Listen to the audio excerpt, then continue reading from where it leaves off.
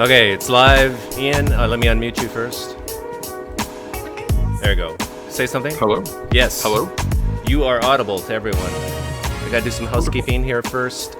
Brian Dill, thank you for being here first. 1,000 Pine Points to you. One step closer to the luxurious Tropicana Casino and Spa Resort in Las Vegas, Nevada. Did you know that, Ian? I didn't.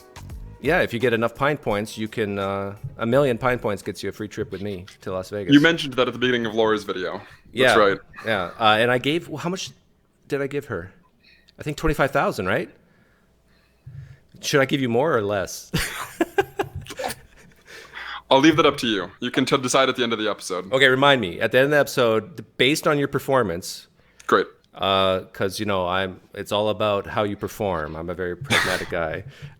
I will submit accordingly. Oh, that will be bad. What did you think of that interview with Laura? I think she did a great job. Okay. We don't agree on absolutely everything, but we're fairly similar. Have fairly similar outlooks. Okay. Well, maybe later on we'll explore the differences between you two.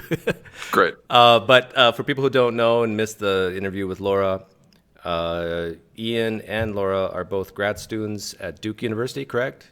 Correct. In religion? What do you call it exactly? Our PhDs will be in religion. Our concentration is both of our concentrations is New Testament. How many students are in that grad program?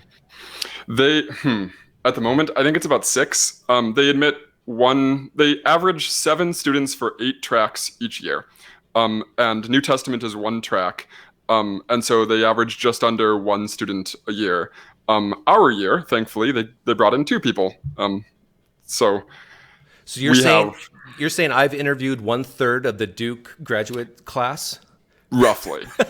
Of New Testament. Oh, I love it. Okay.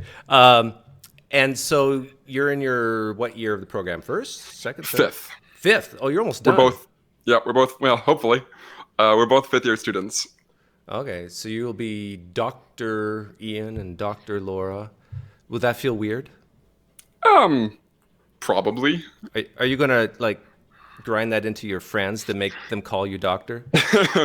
It'll be fun. It'll be some sort of vindication for all the time we've sunk into this, given that the job market is now non-existent. Yeah. So well, I hope you can find a job.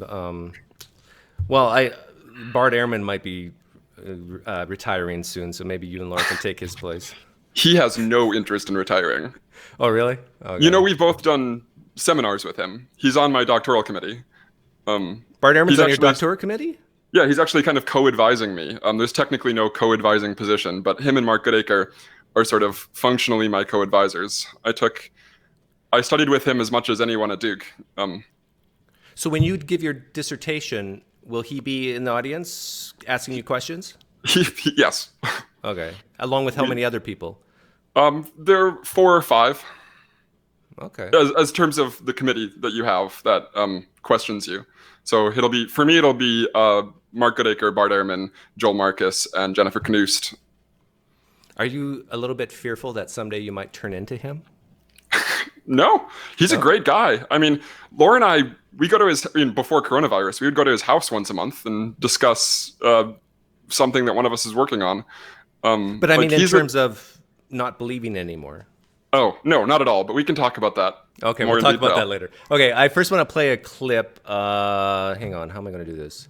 Yeah, you're not going to be able to see anything. The reason why I like Ian and Laura is because I found out about Laura through Hayden's channel, Help Me Believe, and then I found out about you by going to the link in the description.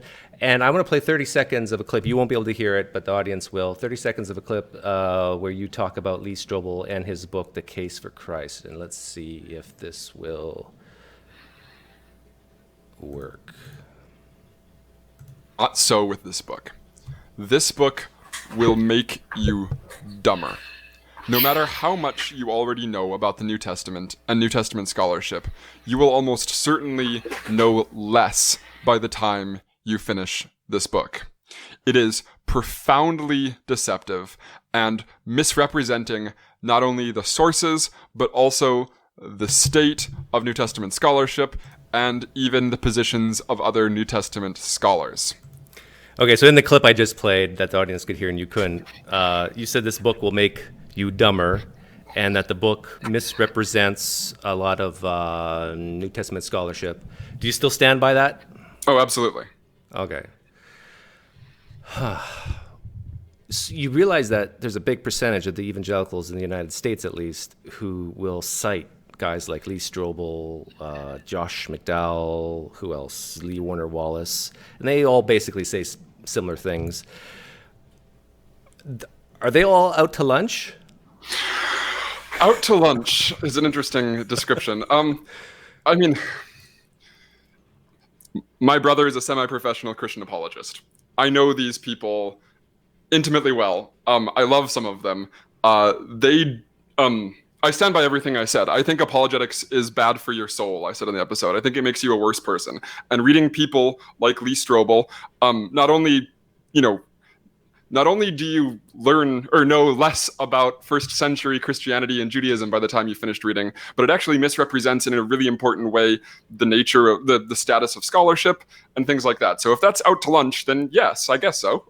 Why did you say that apologetics, how did you phrase it? It hurts your soul or something?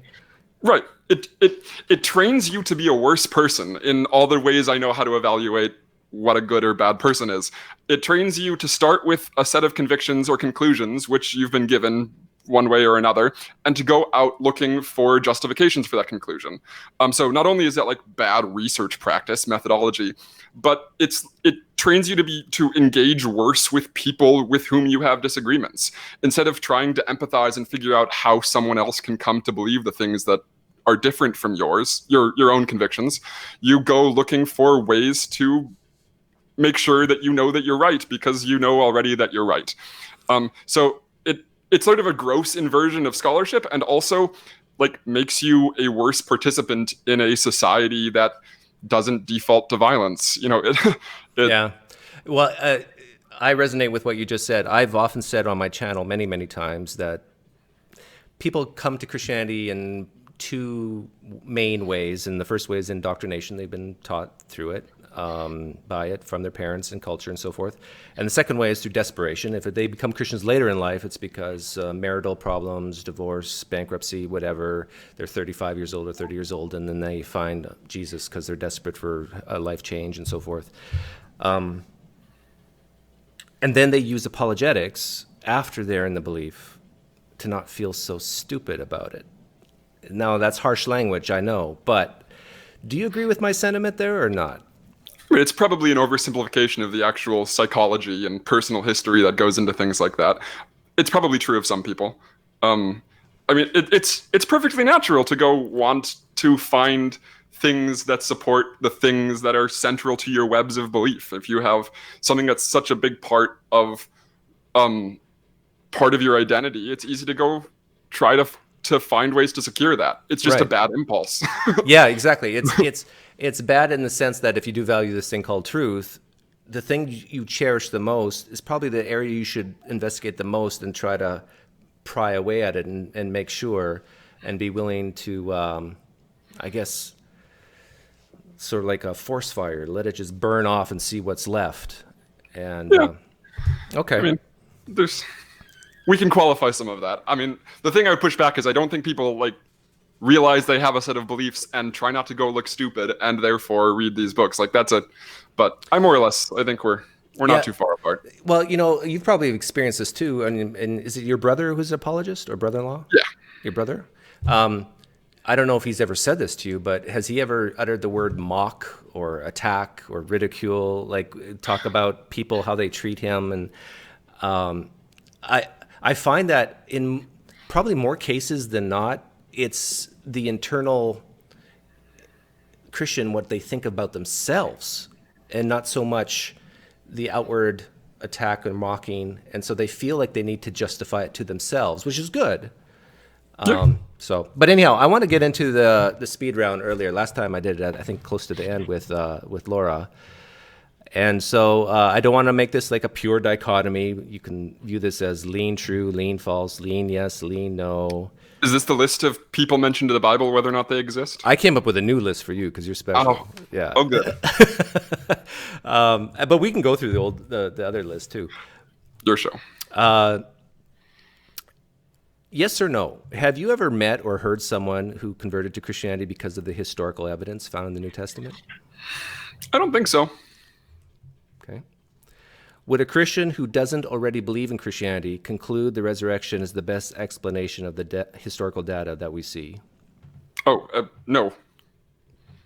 Wow, that was fast. I mean, we can talk about what history is here, but I mean, maybe we can put this off for after the speed round, but I think there's an important sense in which we have to, in order to do history, to do rational inquiry, we have to bracket the supernatural.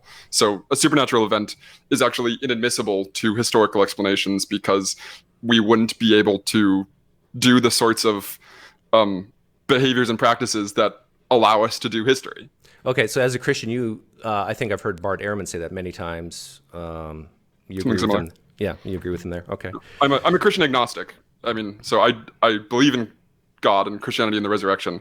I don't think they satisfy the normal standards of justification we use to, build knowledge. The bodily resurrection, you believe? No, yeah, I believe it. Okay. Yes, absolutely. I just don't think you asked if it is justified by the standards of historical justification, and I think by nature it can't be. I don't. If you start allowing supernatural events into your abductive reasoning or your analogical reasoning, you simply can't do abduction anymore. You can't, because it's always a simpler explanation that demons did it than that I ate a certain food and that is why I'm having certain symptoms. So medicine, law, anywhere where we use historical reasoning, it doesn't work if you start allowing supernatural explanations. So they have to be excluded. You believe in the bodily resurrection of Jesus, but not because of the historical evidence. Is that a good summary? Okay. That's exactly right. Would you say that if you did just use the historical evidence, would you say that you would be agnostic about the bodily resurrection, or it's improbable? Oh, I am agnostic, but I'm strong agnostic, not weak agnostic. And that's not a description of like the fervency with which I hold belief. It is a positive position that it is not the sort of thing that we can know if we define know as true justified belief plus whatever gets you out of the Gettier problem. Let's put it this way. Based on the historical evidence, is it more probable or less probable, like not looking at the middle, agnostic right now, that Jesus rose from the dead bodily? Agnostic isn't the middle. Agnostic is a claim that it's not the sort of thing you can justify. Okay, ignore the word agnostic. Do you think it's more probable or less probable, based on historical evidence, that Jesus rose from the dead bodily? Supernatural events have to have a probability of 0.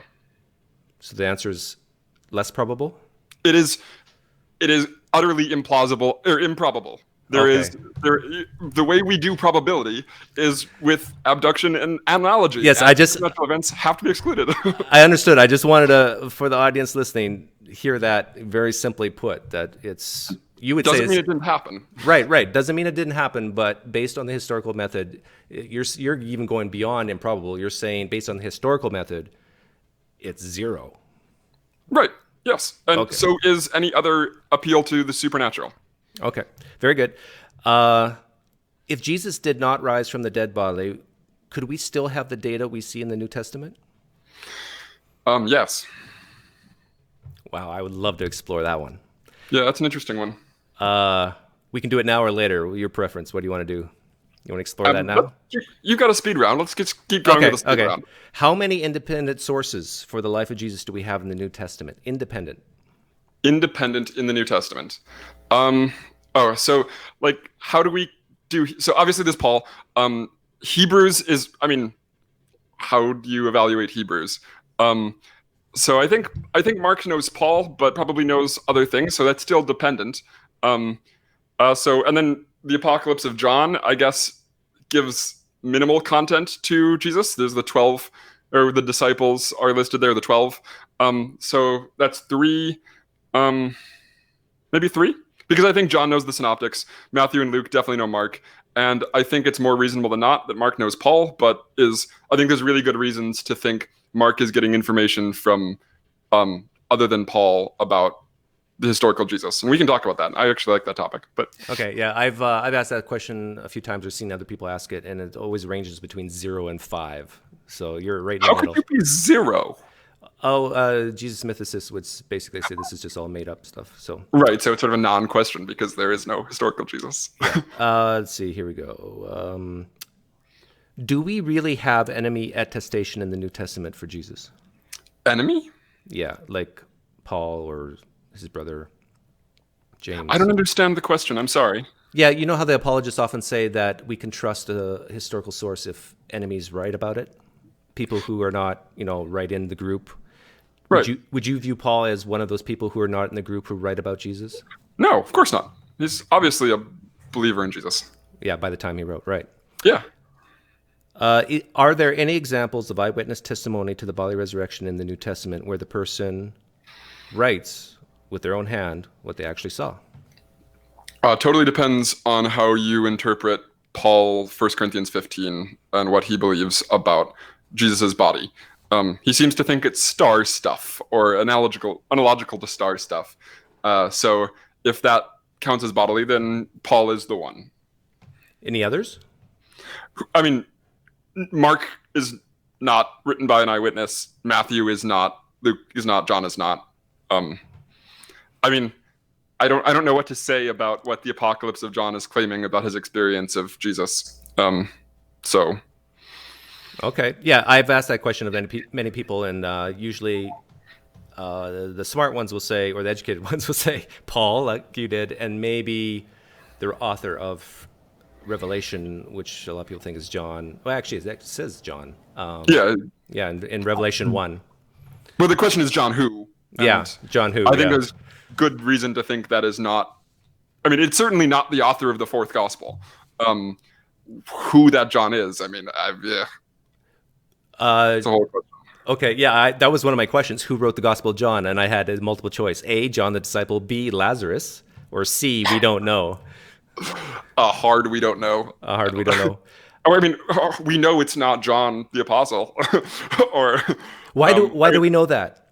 Well, I mean, there's a number of good reasons to know. I think John is rewriting the synoptics and doing it in a way that clearly reflects the later concerns and interpretations of the church. And I mean, it is of course theoretically possible that the Gospel of John was written by a guy named John, but I think the sort of disanalogies with the image of Jesus we get from the synoptics really suggest that the portrayal of Jesus we're getting in John is a radically different sort of portrayal than would accurately represent the historical Jesus. No exorcisms, no parables. The Jesus silent as a lamb before the slaughter in the synoptics gives a disquisition on the nature of truth before Pilate. This is a theological reflection interpreting the historical Jesus probably as represented to him in the synoptic gospels, not a portrayal of the historical Jesus. True or false? Lazarus in the Gospel of John is a historical person. Oh, I don't know. I've plead the fifth on that one. The we passages in the book of Acts were written because the author wants to indicate he was personally there. True or false? So I don't have a strong position on this. My sense is actually that the we passages derive from a source that Acts has. There seems to me qualitative differences between the sorts of geographical knowledge that shows up in the we's and that shows up outside of the we's. And we know from the way Luke rewrites Matthew that he's super conservative and sometimes preserves like hard and obvious inconsistencies, including stylistic things. And it looks to me that's what's going on in Acts. It looks like there's a source there that the way he slips in and out of the we's, even within a story, looks to me like the sort of things we see when he's rewriting Matthew or Mark in the gospel. So I think it's possible that the we passages might have been written by someone who's there. I think it's also possible that it was written by someone who was pretending to have been there. And I don't know at a remove of like, we don't have whatever source that was at that remove. I have no idea how we would adjudicate that question. Okay. Is the Gospel Mark the first gospel? Yes or no? First gospel that survives. Very good. Multiple choice. Was the Gospel of Mark written A, well before 70 AD, B, shortly before 70 AD, C, shortly after 70 AD, or D, well after 70 AD? C, relative to other gospels. Shortly after 70 AD. Okay. Yeah. I mean, I think 80s is as plausible as 75. I think 85 is as plausible as 75. I don't know how I would adjudicate between 90 and 75. True or false, the gospel authors, especially the author of Luke, used Josephus as a source. Yeah, I think he did. I think Acts and Luke reflect misreadings of Josephus. There are places where Josephus will present information in a non-chronological way because of the argument he's making, and Luke will sometimes take that over as if it were chronological, or in other places just preserve sequential details that only make sense in Josephus's argument, but don't really make sense for why someone would present it this way in Luke and Acts. Okay. I talked about the minimal facts argument with Gary Habermas with Laura, but she wasn't, if memory serves, she wasn't too familiar with it. Are you familiar with Gary Habermas's minimal facts? No, we don't spend much time reading apologetics. But Gary Habermas is a historian. I take your word for it. I don't know him. Okay, well, let me explain what the minimal facts is. Basically, the apologists / historians say that there's 5 things that the consensus of New Testament scholars agree upon. And actually, no, it's not 5. It ranges from anywhere from 4 to 12, depending on what day of the week and which way the wind's blowing. But basically, I think they start off great. They say it's a matter of history and historical. So they give 5 points. See if you agree with these. Historical claims are strong when supported by multiple independent sources. Yeah, of course we'd prefer that. Historical claims are also good when they're attested by enemies, who are more likely to be authentic since enemies are unsympathetic and often hostile witnesses. Yeah, that's roughly true. Okay. Historical claims, which include embarrassing admissions, reflect honest reporting rather than creative storytelling. That seems. Oh, wait. How you evaluate embarrassing is a whole thing. I think a methodologically rigorous form of that would end up being the same as the previous one, right? Yeah. It's. Is it really embarrassing that women were the first to the tomb? Anyhow. Number 4, historical claims are strong when supported by eyewitness testimony. We would prefer eyewitness testimony to non-eyewitness testimony. That doesn't mean eyewitness testimony doesn't have lots of problems, its own issues. Yeah. Historical claims which are supported by early testimony are more reliable and less likely to be the result of legendary development. I guess working as a historian, if I got 2 accounts of something and it would seem more reasonable to me that, it seems to me more reasonable to believe an eyewitness on an event rather than on someone who wasn't. Okay, so let me tell you so that's basically the basis for saying that the minimal facts argument works. Gary Habermas, Michael Licona. Are you familiar with Michael Licona? Yes. Not intimately. I know who he is. I've met him once. Okay. And so let's see. The list keeps changing. Let's see if I can find a list here. So the half dozen facts, here's a list of 6. Number 1, this is apparently agreed by the majority of New Testament scholars. Number 1, Jesus died by crucifixion. Agree? Yeah. Number 2, that very soon afterwards, his followers had real experiences that they thought were actual appearances of the risen Jesus. Yeah. Okay. I'd say so. Number 3, that their lives were transformed as a result, even to the point of willing to die, specifically for their faith in the resurrection. I think it's probably true of Paul and James, maybe. Okay. Number 4, that these things were taught very early, soon after the crucifixion. It's really hard to tell that, but yeah, from the creed preserved in Paul in 1 Corinthians, it seems right. Number 5, that James, Jesus' unbelieving brother, became a Christian due to his own experience that he thought was the resurrected Christ. I don't think James became a Christian, but neither did Paul. But I realize that's not how you're using the word Christian. He came to believe that Jesus was, that Jesus rose from the dead. So I agree with that. Okay. Number 6, that the Christian persecutor Paul, formerly Saul of Tarsus, also became a believer after a similar experience. A lot of that is derived from Acts, so some question mark has to be put over bits of that. But it seems probable. Yeah. Okay, so now This is how guys like Gary Habermas uses you. From what I heard, you mostly agree with all six, maybe with a few caveats. Yeah. So guys like Gary Habermas would say, well, look, 75% or more of scholars who delve in this, they look at these six facts and say, what best explains this? Well, what best explains these six minimal facts is that Jesus actually rose from the dead.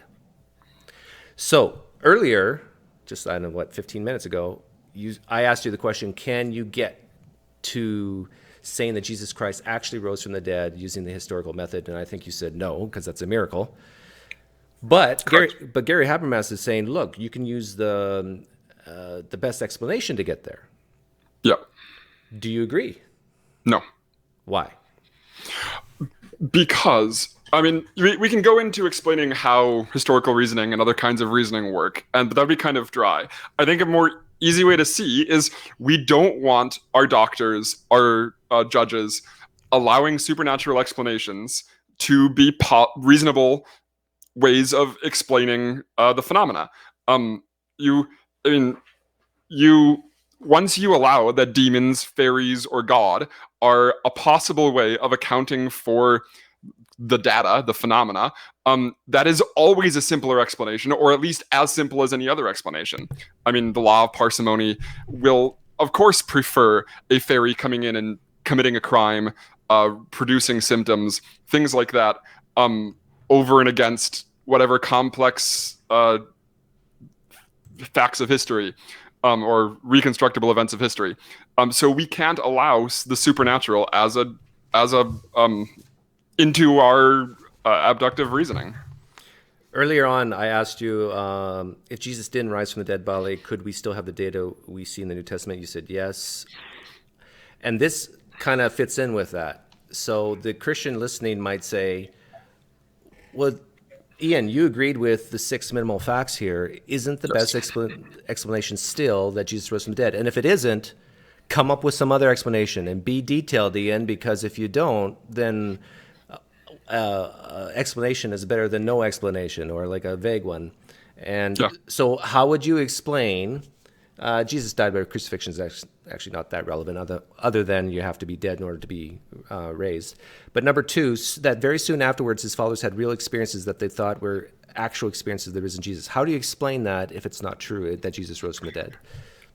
It's not hard to come up with ways of explaining that. And I'm not particularly interested in that project. There's lots of things that I don't spend my time trying to come up with plausible reconstructions that work with historical methodology. And you can go read books by Bart Ehrman to see theories of, or John Dominic Crossan, theories of historical reconstructions of what might have happened to produce the historical data we have. It's not a project I'm particularly invested in, partially probably because I believe Jesus did rise from the dead. Okay, yeah, I hear what you're saying, and trust me, I'm really sympathetic to that whole, this doesn't really interest me because this is apologetics type stuff. But let's bring this back to history now. In 1 Corinthians 15, when Paul talks about that creed, do you think that Paul is A, lying, B, exaggerating, C, we don't really know what Paul meant by when he used the word appear, like when he talks about the 500 people at the same time?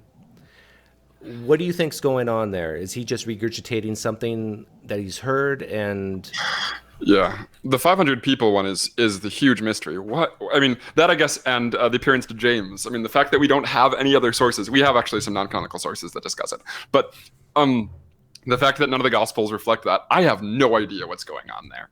And I'm not sure the tools of history give me any way of getting back to that, even if I was an atheist. I think there aren't a lot of people who are giving interesting theories about where that appearance to 500 came from. Have you heard speculate, but have you heard Richard Carrier's take on that? No, I don't read Richard Carrier.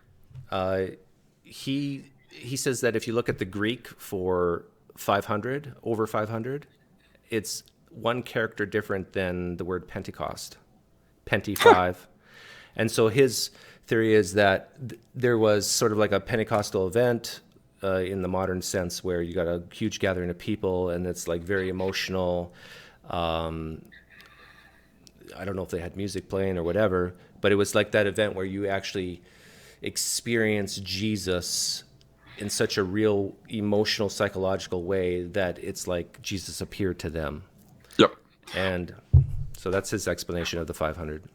I have no idea, and that's the sort of thing where like you can come up with fun theories, and there's nothing wrong with doing that. Let 1,000 flowers bloom, but it's not clear to me how we would decide who is right or who is wrong about those sorts of explanations. And so they don't usually end up being the sorts of things I'm interested in working on, except as, literary approaches, which is, what is this doing for Paul? Which is the sort of thing New Testament scholars spend more of their time doing than deciding whether or not there actually were 500 people. Do you think that the apologists often brag about the creed goes back to maybe a year or two? I think earlier you said there's no way of knowing that, or... I mean, it is perfectly plausible. He does say he received this from somewhere. He probably then predates Paul. We have every reason to think so. He says so. How early that goes is sort of, depending on your Pauline chronology, how you're going to date the letters of Paul, and where you would suppose he got it from. A question I asked Laura that I thought was a really interesting one was, who do you believe, this is getting off the New Testament now, just the whole Bible, Sure. Who do you believe is the oldest character in the Bible that you believe actually existed? Yeah, so this is a really fun one because, there's the whole question of what does it mean to say a person named Abraham existed? And you get into whole theories of naming, like Russell versus Kripke type stuff. And I don't even know, I'm not prepared to discuss that on a YouTube video. I think if we're talking about degrees of conviction with which I believe people exist, I'd say Moses is the person where it starts to, it's exactly at 50%. I think it's more reasonable than not to think David existed. And I think more likely than not, someone like Abraham, at least who meets didn't exist in any meaningful continuity with the things we know about him. But Moses, it seems to me, is flip a coin on the day. And of course, I don't think everything that the Bible says about the life of Moses is actually what happened if you could send a camcorder back. But there's things about Moses where the name I'm not a Hebrew Bible scholar, but I'm told the name doesn't actually match the etymology given for it in the Hebrew Bible. And so there's reasons to think this is not simply a literary construction by the person who wrote the relevant books. Another question I asked Laura was, if you send a video camera back in time, would you be able to record Joseph and Mary fleeing to Egypt? Oh, I see. I probably not. I think more likely not. I think that's Matthew doing what he does throughout his gospel, which is taking things he understands to be messianic prophecies and introducing them into the Markan life of Jesus. The wise men visiting baby Jesus, could we record that in history? Probably not. Same answer. John the Baptist identifying Jesus as the Messiah. Oh, so I think it's possible. And I didn't think so until Joel Marcus's work on this. And I think there's a possibility that John the Baptist understood Jesus to, in some sense, be a successor. But also, there's the issue with the word Messiah. And I don't want to spoil other people's work on this, but Messiah is a word that just means anointed by God, someone who God is using as a particular agent in history. And I think that the use could mean less than we sometimes take it to mean. Jesus whipping and overturning the tables in the temple. Did that happen? Yeah, something like that happened, I think. Okay. Also, there's weird details there, like Jesus preventing everyone from carrying vessels in, which on a space the size of larger than a football field that's open on three sides. I'm not sure how that'd be possible. So there's a sort of literary overlay to this, but I think probably Jesus did some gesture at the temple. I think Bart Ehrman would disagree with you on this one. I think he would say, I think I've heard him say that he would surely been arrested if that would have happened in history.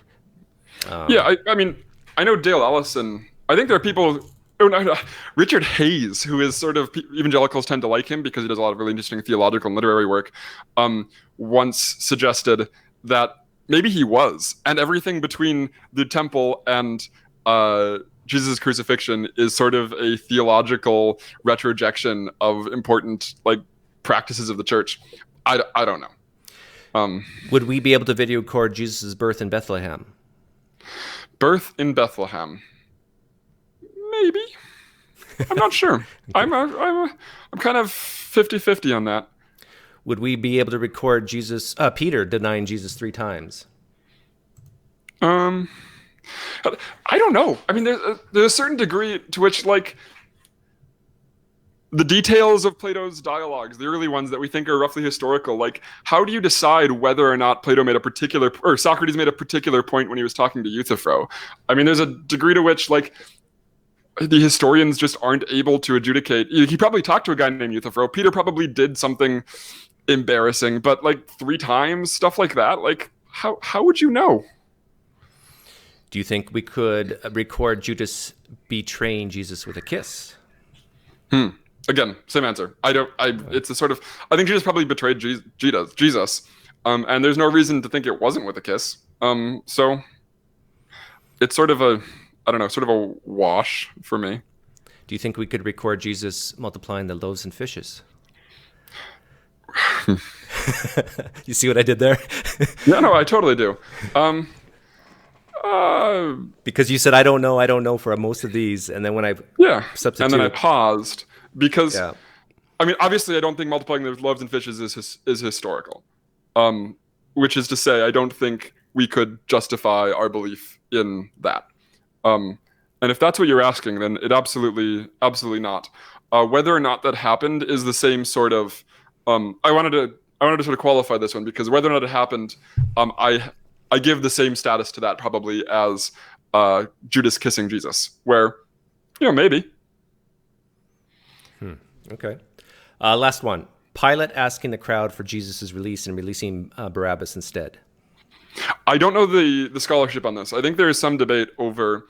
I mean, for a long time it was orthodoxy that this is not a sort of thing that happens, and I think there's been some more recent debate on that. So I just totally plead the fifth on not being up to date on scholarship on that. Okay. Yeah, some people say that it was symbolism for Yom Kippur, and that it's probably more likely that Jesus. Yeah, Do you think that Jesus it's not what I work on. Okay. Do you think that Jesus actually talked to Pilate? I mean, yeah. So my memory of the scholarship on this is that the governor had to be involved with a formal execution in some way. So yeah, there probably was some sort of interaction with Pilate. Okay. I'm getting some. We probably don't know anything about the content of it. Okay. I'm getting some. Uh-oh, we're lagging. Oh, everything seems fine on my end. Actually, if you can still hear me, you can refresh. Maybe that will help. Okay. Sorry. Yeah, just refresh. So if you have questions, tag me, and I'll try to ask them. Hopefully the lag problem will resolve itself. Is that better? It is much better. I'm sorry about that. No, that's not your fault. It's the demons. Do you believe in demons? They don't play a large role in my piety. Just a tiny one? I am open to the idea. I'm not sure they don't figure largely in the things about Christianity that I value. Okay, yeah, I would love to shift the conversation for a little bit. I don't know if you feel comfortable with it, away from New Testament history and to your personal faith. Is that all right? Sure. Okay. I'll kind of like warm you up by asking, speed round type questions like, do you believe that Satan is an entity that exists in reality? Yeah, I tend to say I believe that. Yeah. Okay. And demons? I mean, I guess so. As sort of the same sort of, yeah, sure. Okay. And the Holy Spirit's real? Yes. Do you believe that there is a spiritual battle between the two that actually influences you in your day-to-day walk? It doesn't influence my day-to-day behavior in a significant way. And I don't. I mean, um, yeah. I mean, sure. Yes. I guess I do believe in those things. Yes. I don't think they're justified beliefs, but I do believe in them. Okay. And what would you say is the main reason you believe Jesus Christ rose from the dead and therefore you're a Christian? Because you said it's not the historical evidence, correct? Correct. So Yep. what is it then? I want to be a Christian. I love that answer. I really do. I'm an agnostic. It's an epistemic claim. I don't think these beliefs are justified in the same way that we justify other beliefs. But I want to be a Christian for the kinds of beliefs and practices it instills in my life, because it turns me into the kind of person who lives the kind of life I want to live. Interesting. So the corollary of that would be, if you stop being a Christian, that you would become a person that you wouldn't want to be? I'm saying personally that I want to be a person who lives and loves self-sacrificially, and I think one of the things that allows me to do that is the conviction that God raised Jesus from the dead to vindicate His message of self-sacrificial love, and defeated death in an important way that we don't have to fear it. And I think those beliefs, along with a bunch of other things, like things about the formation of the soul and community and things like that, are let me live a life that I want to live, that I'm not sure I would if I didn't believe those things. I'm holding an envelope here that was sent to me from God Himself. And in it is the truth, the absolute, unequivocal truth about Jesus' resurrection. I'm going to open it up now. Okay. You want to hear what it says? Go for it. Jesus did not rise from the dead bodily, Yahweh. Now tomorrow, knowing this truth, what will change? I no longer. So you are implying that I would take that as evidence that to change my belief in the resurrection of Jesus. Is that correct? Am I following the question properly? Right. So this is a hypothetical thought experiment. Yep. It's known fact. There's no question. Jesus did not rise from the dead bodily. Given what you just said about how you want to believe it because X, Y, and Z, you still have Jesus being saying the things He said that you believe He said. You still have Him being a great example of pacifism or nonviolent whatever, loving your neighbor, all that great stuff. You still have all that. The only thing that's changed is Jesus didn't rise from the dead. You've gone into my head and you've changed it, so I no longer believe that statement. Right. I think I would stop going to church. I think I would be more selfish. I think I would fear death in a way that influences my behavior, and I'm not sure I would admire the same historical actors that I do or emulate them in the same way. I think I am. Yeah. So, does that make sense? Yeah. So you would stop going to church. And for me, I'd stop going to church even before I left Christianity, because I just couldn't buy the stuff they were talking about. But I do. Is it the community aspect of church that, or would you be like me? Like you can't, since you don't believe it anymore, you would leave for that reason, or would you? Yeah. Or would you? I think that's part of it. Or could you still go just for the community aspect? No, I probably would find another way of getting involved. I don't know. I that's an interesting question. I go to church for a number of reasons. The Eucharist and the sort of soul formation that comes with living in a community that way, and the liturgy and the calendar and all those things. But I think if I no longer believed that God had vindicated Jesus by raising Him from the dead and revealed thereby that self-sacrificial love is the thing that changes the world, that I wouldn't participate or find those things valuable in the same way. And there's layers of unpacking there that I think you want me to get at. Yeah, well, that I haven't done.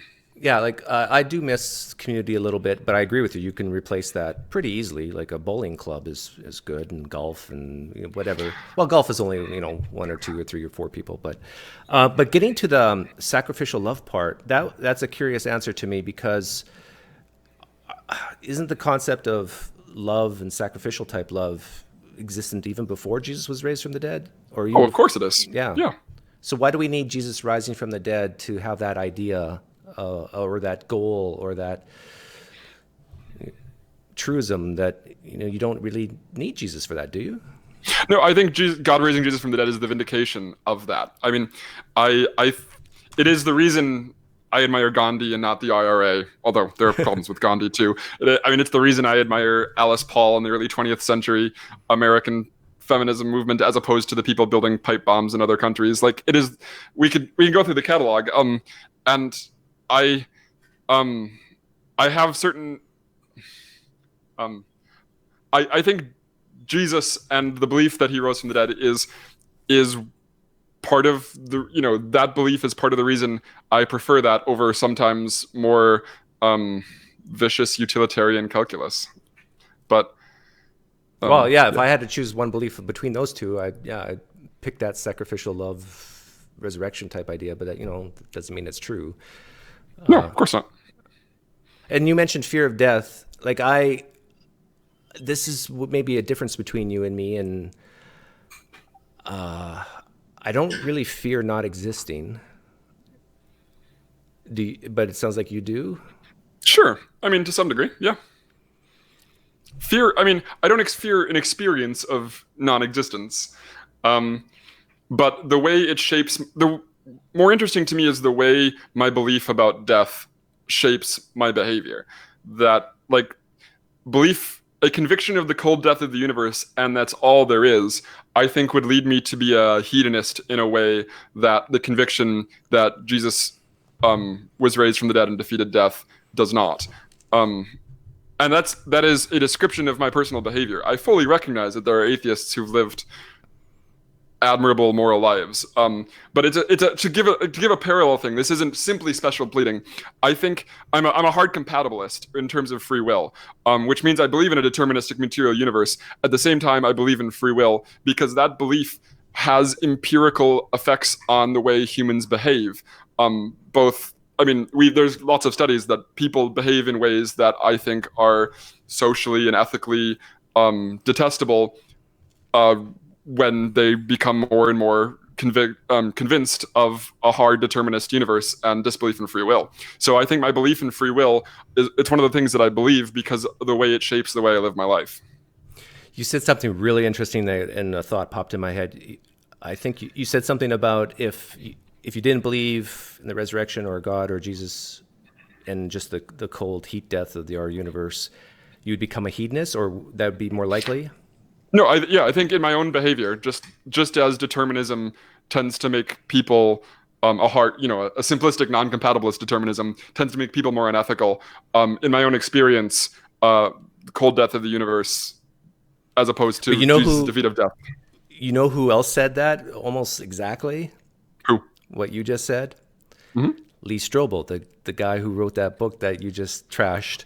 He, in his book, I think, or on video, I have him saying that he was an atheist, and he just came to the realization that he just has to live a hedonist life. And of course, he started drinking and became an alcoholic, basically a drunkard. And guess what? He found Jesus and changed his life, and the rest is history. I'm not arguing Lee Strobel shouldn't be a Christian. I'm arguing that all the reasons he cites in that book are deceptive and have lots of other problems. I mean, I understand. It was just an interesting connection I made in my head. Maybe I'll leave that alone. But that's interesting. What do you think that after you die, you will spend the eternity in a place called heaven? Is it on earth? Is it, or you don't know? I'm a strong agnostic on these things. I think any sort of claim is underdetermined by the evidence. The Bible is a collection of books by people who couldn't have been in the same room with each other because they would have clawed each other's eyes out. We have radically different, ontologies, in as much as that's a way you can even talk about what a first century Jew is doing when they are writing about the life of Jesus. Radically different theologies, radically different visions of the eschaton. I don't think you can build a coherent picture of what happens after we die from the Bible. If you were to rank your deepest, deeply held beliefs in order of confidence, like I'm really confident about this, and like God exists, would that be at 100, 99, 98% confidence? Where are you at with that? That's a funny way of talking, because I believe God exists, and I'm not sure what it would mean to, because it's not justified in the way we justify our other practices and beliefs. I'm not sure what it would mean to undermine that. Like I have no. This is why I'm not afraid of becoming Bart Ehrman. Is there isn't something you could present me with, I think, that would falsify my belief in God, because it's not built on the ordinary justificatory practices that you would use to argue with me about everything else. Do you think it's good to have deeply held beliefs that cannot be falsified?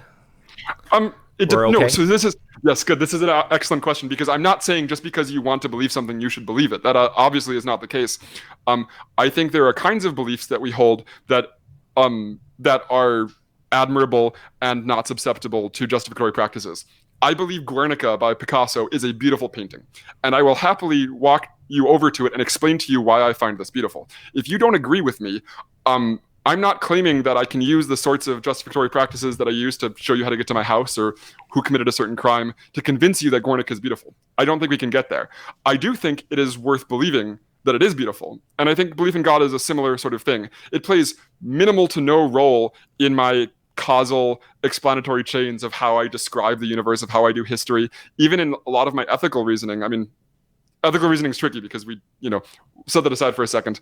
For instance, I think the Bible teaches slavery more often than not as a moral good, and I think slavery is a moral evil.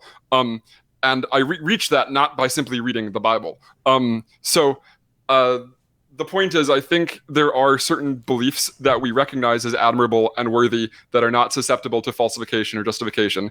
And I think God and the claim that Guernica is beautiful or sublime. I mean, beautiful is sort of a funny way to describe a painting about the horrors of war, but sublime is that kind of belief.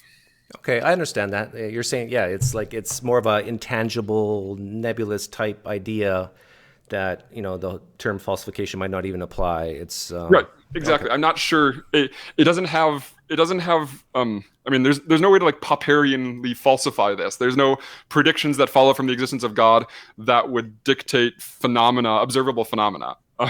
So it's not clear to me that you could even falsify this sort of thing. A logical positivist would have said my statement is not meaningful, but I think that's just not how language works. Yeah, I like your take on this, because you're basically, I'm hearing a practical, pragmatic type theist. It benefits me, and I think you would say it benefits the world. Yep. And you ought to believe it because it has better outcomes. Yeah, I mean, for me, I'm not, of course, making a strong historical claim that Christianity has always been a good in every particular place. Right. But I can tell you that the way it shapes me is beautiful and good and makes me better, I think, even in the eyes of someone who doesn't hold my same theological positions. Just in the same way I can tell you that believing that Guernica is sublime is a good thing. And I can try to show you and explain to you why I think that. And I would love for you to come to agree with me, because I think you should recognize the beauty of this painting.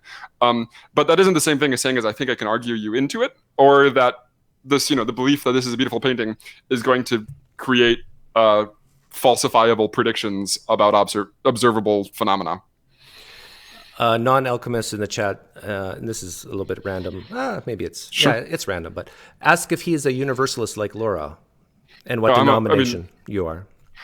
I'm agnostic, again, on the eschaton. I hope God's a universalist, but it's not. I think it's underdetermined by the data, and it seems to me that my impression of God and the vindication of Jesus Christ and the message of self-sacrificial love would imply that, but it's sort of like, again, I'm agnostic on it. And are you non-denominational? No, I'm not. I attend an Anglican church. Anglican. Okay. I'm just curious, if you had to guess, what percentage of the U.S. population of Christians do you represent with your views and your outlook? Like, you're rare, right? What features of my view? Well, most of the Christian viewers listening right now are probably yelling at you, and it's just because they're more the evangelical types. Like, they think you're going to hell in a handbasket.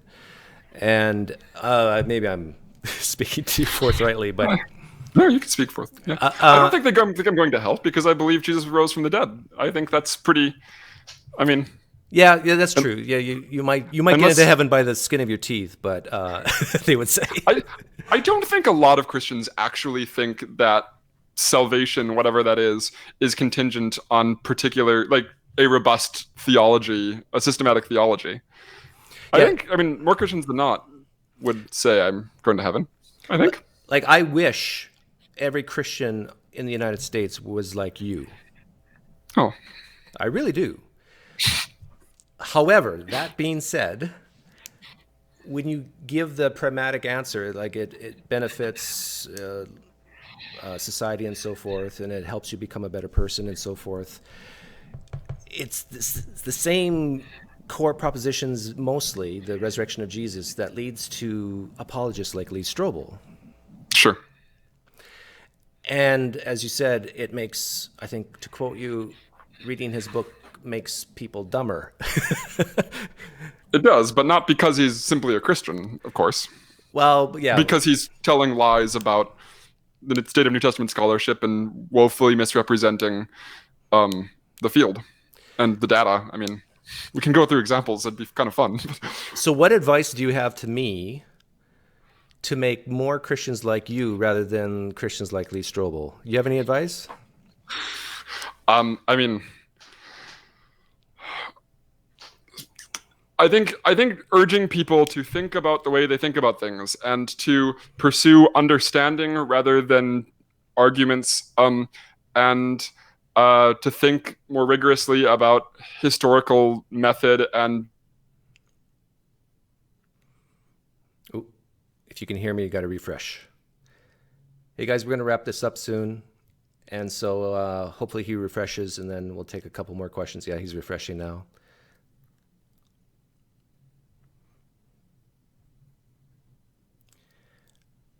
So I'll ask a couple more questions, and then we'll wrap it up because it looks like his internet's dying.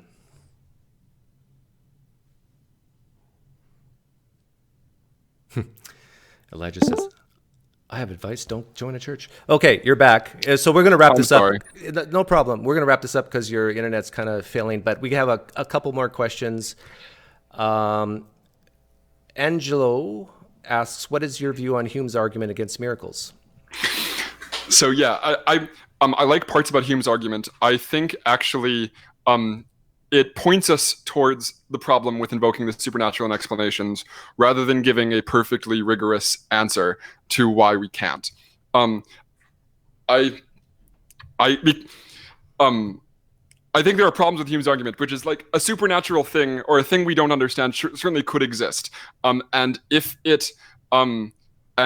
if it behaved in ways that are regular, that can serve as sort of like covering laws in our webs of belief in trying to come up with explanations, then we would just say it exists. I mean, there's lots of things in our world that we don't understand how they work. And so there's Hume's points us to why supernatural events have to be inadmissible in our explanations. I don't think it actually works. I think there's some issues. You can find issues with Hume's argument. But even as an atheist, I would say that there could be historical evidence that would raise my confidence in miracles. For example, sure. I gave one in a short video I just made, which is kind of funny, but I think it's still, if miracles do happen in history, God could have recorded it on a smartphone that has a 2,000-year battery life, and he could have made like 1 million of these smartphones with all the same recording that has carbon in them that can be radioactive dated, carbon dated to 2,000 years ago, roughly. And he could have preserved it in some type of lava casing or whatever in South America, Central America, North America, China, Asia, Russia, Europe, all over the world. And then as people discover them, hopefully through archaeological sites, digging, they all have the same recording, They all, it's like, I don't know. How could you, if this actually happened, that would really, like, how would you even begin to explain this other than saying, well, this is more probable than not that this actually happened? Yeah, but it wouldn't be a miracle anymore. Um, we'd have to come up with some natural mechanistic way of explaining it. Um, I mean, um, like, yeah, I don't know how to explain it to you other than to say, like, we would no longer call that a miracle because, um, miracles can't be allowed into our, most plausible reconstructions of the universe. So we'd have to come up with some other way of talking about it. You know what's funny about this? I'm the atheist and you're the Christian, and it seems to me you're almost more using the historical method anyhow. You have a bigger presupposition against miracles than I do. Yeah, I mean, no, it's more of a semantic difference there. It would no longer be a miracle. It would no longer be supernatural. We'd have to come. I mean, in as much as we were interested in making an explanation for that, we couldn't simply invoke a being that exists outside of natural laws because the way we can explain things depends on regularities of experience. Yeah, I hear what you're saying, but I think It's a purely semantic argument. There are things that happen now that we do not understand why or how they happen. right, right. That doesn't make them supernatural because we assume in going and investigating things that we will come up with a way to explain them. Yeah, I understand. I'm viewing it more as in terms of confidence levels. It's like, do you believe this happened? Well, no, my confidence is low. But now I see this, these smartphones. Like, what's going on here? Right. My confidence is raised. Harley Wykes asks, do you think you can choose your beliefs? Some of them. I mean, this is the sort of. I mean, there's a sort of Quinean way of talking about this. Like, we come into this world that. Actually, this is more of a Consignian. Like, the deed is first, right? We come into this world with sets of beliefs and practices, and we have no Archimedean point to stand on. We have a raft of beliefs, and we can only reconstruct it board by board. So obviously, sometimes I say I was born a Christian. I was born into a Christian family, and I've had to evaluate that plank along with other planks. There is, of course, there's another way of responding to that question, which is like, do we have free will? And again, I'm a hard compatibilist, so yes, I do, because believing in that makes me into the kind of person that I want to be. Okay. So any last advice? We're going to wrap this up because I know your internet's being a little funky.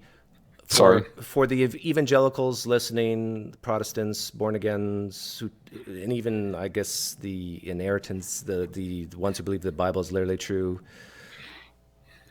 I want you to reach deep into their soul and try to resonate with them on a deep spiritual level as a Christian. What would you say to them to maybe have them be just a little bit, a little bit more open-minded, that maybe the historical method is not the end all of their arguments? Or the beginning. The historical.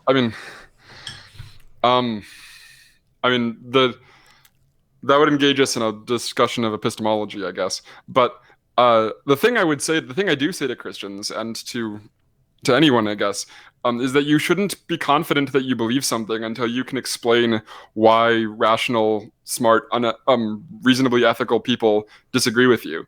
It is that sort of intellectual empathy, I think, that and try to understand people I disagree with that changed that. And I don't have any way to, way to. All I can do is argue from, I guess, my own biography and experience of the world in this case, but try to understand the people you disagree with. And I think you can't stay an evangelical conservative apologist if you are really invested in that. What you just said is exactly what I say when people ask me, Doug, what was the first impetus, the first rolling of the ball down the mountain of why you left Christianity? And it's like sincerely not viewing people as darkness and being led by Satan, and that there's sincere, honest people trying to search out for truth who put themselves in the third party perspective and really asking the question, why don't they see it the way I see it, and understanding them. And that led me to go like, oh my goodness, it's delving deeper into the history and so forth, and even the philosophical arguments. But I really appreciated you coming on. Thanks for the invite. It's been fun. So tomorrow I'll be talking to Laura and her husband John, Pastor John. I forget the time. 2 Eastern tomorrow. Is there any questions you want me to stump Laura with? She's probably not. She's not here, but it doesn't matter if she hears this. But ask her about her dissertation project, because that's a respectful thing to do to a PhD student, and because it's what they really want to talk about. So I think this isn't a stumper, but I think you should let her, if you're going to highlight her, you should let her talk about her own research.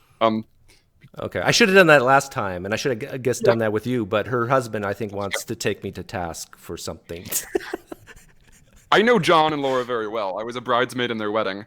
I don't think John is going to come swinging. He's a great guy. Okay. But you were the bridesmaid? One more time? You were the bridesmaid at her wedding? I was a bridesmaid. There were multiple bridesmaids. Okay. What color was your dress? I wore a suit. I'm just saying, you probably would look good in a dress as well. But anyhow, thank you. Thanks for coming. Just hit the X and you're out of here. And Sounds good. Thanks, Doug. I'll email you later. Bye.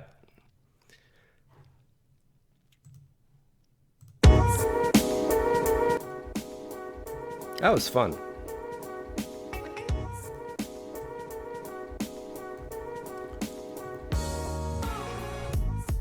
Sorry if I didn't get to all your questions. I got some of them at least.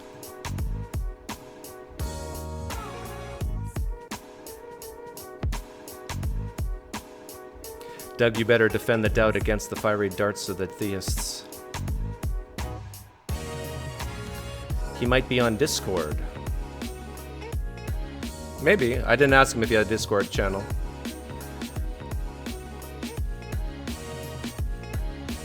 I am a Christian because I want to be a Christian, says Doorknobhead.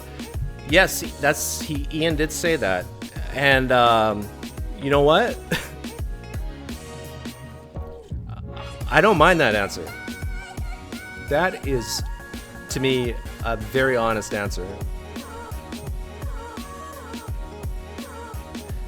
Because you guys know me, like when I hear people say I'm a Christian because of the historical evidence for the resurrection, I go, really? How much of this did you know when you became a Christian? And why aren't professional historians who have nothing to do with Christianity investigate the evidence for the resurrection? Why don't they become Christians? Oh, Laura is here. I'm looking forward to tomorrow, Laura.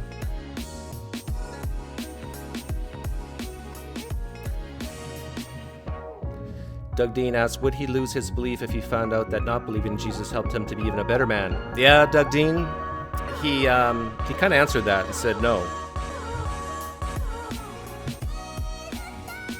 Yeah, I think he said he might become a little more selfish. You can rewind and listen again. But like, I'm not a monster. I'm not an animal. Well, I am an animal, but I'm not a monster animal. If Christianity helps him to be more empathetic and loving and compassionate to his fellow man, and if he's right, I don't think he's right, but if he is right, that by leaving Christianity he'd become less compassionate, less empathetic, why would I take that away from him? I don't know. Maybe I'm wrong. Poof. Thanks for hanging out, guys. Have a great day. My apologies to no one, because everybody who wanted to be here was here. Take care.